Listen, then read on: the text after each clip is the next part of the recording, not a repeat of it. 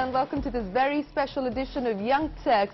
This year is special because it is the start of the Young Turks Dream Decade. That's right, Young Turks turns 10 this year, and we'd like to thank all our Young Turks and our viewers for being part of this very exciting journey. It is tradition on Young Turks to start the year with some Guru Gyan, so here we are again with some of the brightest and most respected entrepreneurs and venture capitalists to draw up the entrepreneurial agenda for 2011.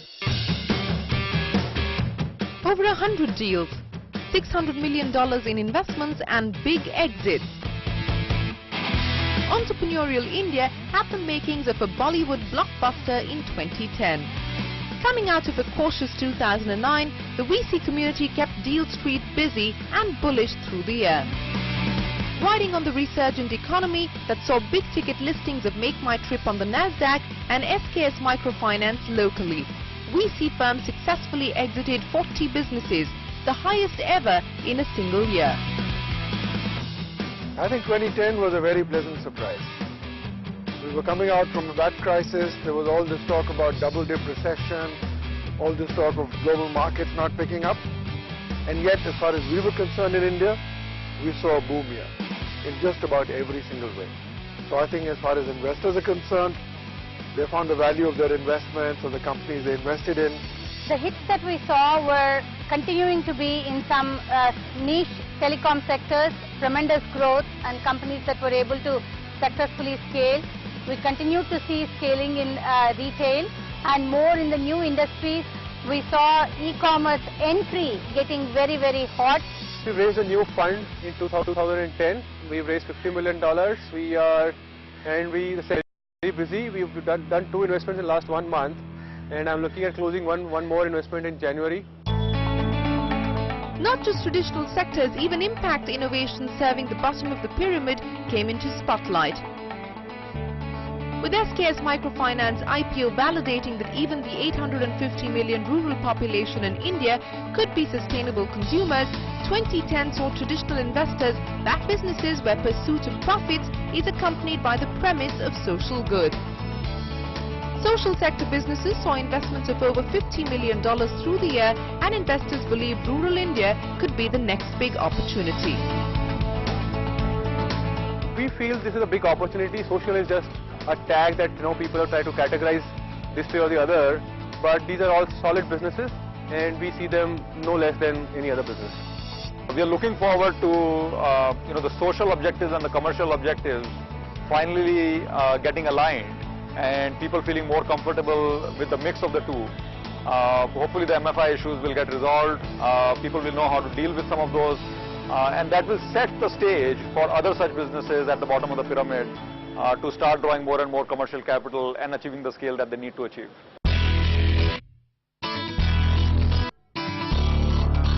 And 2011 promises to be even bigger, with international funds knocking on the doors to cash in on the India growth story. VCs are betting on sectors like e-commerce, financial services, telecom and even sustainable development. It will be a growth economy, 9%, name it. It will be sustained. Education, very hot spot. But watch for what government policy is. Anything to do with healthcare is a great area. Technology will remain there. Consumer internet, things to do with wireless mobile, I think will do very well. Even in pharma, a lot of hotspots. 2011, we are looking at 5 or 6 investments. We've opened up an incubator to incubate 7 or 8 companies at a time.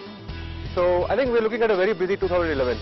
So what are the new imperatives for young startups? What are the lessons to be learned? And is there an India-specific entrepreneurial mantra? Joining us on the show, Sanjeev Agarwal, the founder of Daksh, now known as IBM Daksh. Currently the Managing Director of Helion Ventures, a $350 million India-focused stage-independent venture fund investing in technology-powered and consumer service businesses.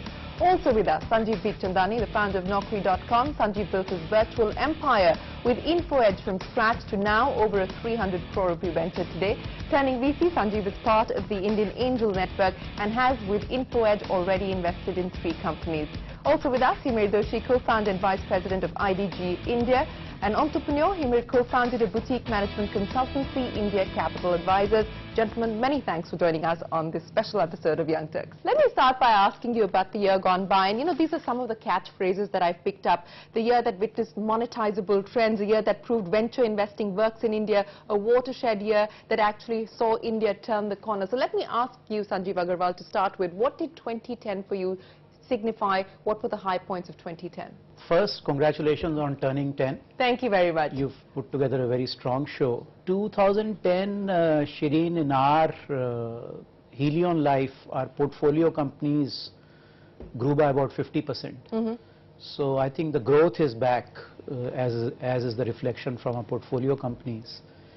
We also saw some very interesting exits, like Make My Trip debuting at NASDAQ and building $1 billion company. So there was this venture capital was under cloud, that can you build a scalable company out of India? I think that is now in some ways so that debate has been put to rest. Absolutely, that you can over a 10-year period build $1 billion company. Building this $1 billion company in 10 years, Deep Kalra's MakeMyTrip.com today is India's first e-commerce venture to list on the NASDAQ. Starting off as an online ticketing venture, Make My Trip today enjoys a 48% market share and has made its foray into hotel bookings, holidays and even travel guides. It is truly the most satisfying outcome that any entrepreneur and any entrepreneurial team can expect. Many other forms of exit, so people look at M&A, people look at complete sellouts. We were very clear that we want to do an IPO, which means we want to raise money, and we believe that we can go on further and take on the might of even international players as they come into the country. I think doing it in NASDAQ was a little bit of the icing on the cake.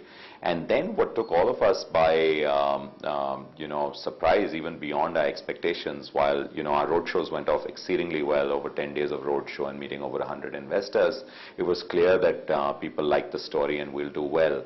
But to get a fix on the kind of demand that we'll get, we had no clue. It was many, many, many times oversubscribed, and we had the, good fortune of being discretionary and pick the funds that we wanted to have as shareholders on our roster.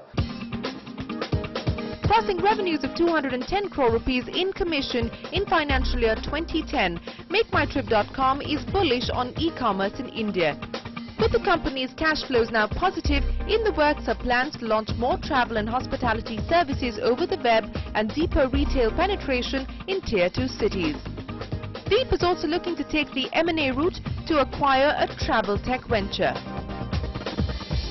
Well, congratulations to Deep Kalra as well. He was a Young Turks and was on the show several years ago. But Sanjeev Bikhchandani, would you agree with that the fact that venture investing works in India, that debate has now been put to rest? Well, so it was put to rest when we listed. Then it came back when nobody else listed for a while. Now it's been put to rest again. And, I guess it'll come back after a year or so. Yeah, so it's a cycle. It depends on what happens. Yeah. But yes, I think the fact that, it's beginning to happen, the fact that, so it's like this. 10 years ago, when we raised venture capital, there were about 4 million internet users in India. Now numbers, they're different estimates. Yeah, it's a different ballgame altogether. Yeah. So it's now a market that's reached critical mass, and therefore you're seeing these kind of exits happen. And I think the cycle time will get shorter, and more such exits will happen in the... So when you're saying the cycle time will get shorter, give me an indication of what you mean by shorter. So it took us 9 years from inception to listing in Naukri. Right. It has taken Make My Trip 10 years. So typically if a company is founded in late 90s, early 2000s, it's about a 10-year cycle. Because we started off when the market was a lot smaller. But when I look at the explosive growth that a Flipkart is seeing, or some other companies are seeing, I think that cycle time will be shorter. It will not be 10 years. But is there a worry that people are going to hit the markets too early? Because that's a debate that's currently on as well, that, there seems to be this herd mentality, this rush towards, finding that exit option. Are you worried about the fact that entrepreneurs are perhaps going to bite too early? So here's this. If a company has been incorporated in India, it has to list in India first. Right. Now, Indian markets are less likely to support a high growth loss-making company as opposed to NASDAQ. Right. So I think the Indian markets, the filter is slightly better. So it's not easy to list in India until you meet a certain performance norm. Okay, Himir, what was 2010 for you like? So 2010 was particularly exciting for us because 5 of our 11 portfolio companies went for very successful next rounds of fundraising. And while exit is the kind of be all in terms of whether how the strategy is panning out, right. but with private equity funds coming in and taking up stakes in mature parts of technology VC portfolios, that's part validation of the path which is being adopted. I believe that 2011 is going to be the big year for e-commerce. Would you agree with that? Hope is, and the belief is that it takes off because e-commerce can really change the internet landscape of the country.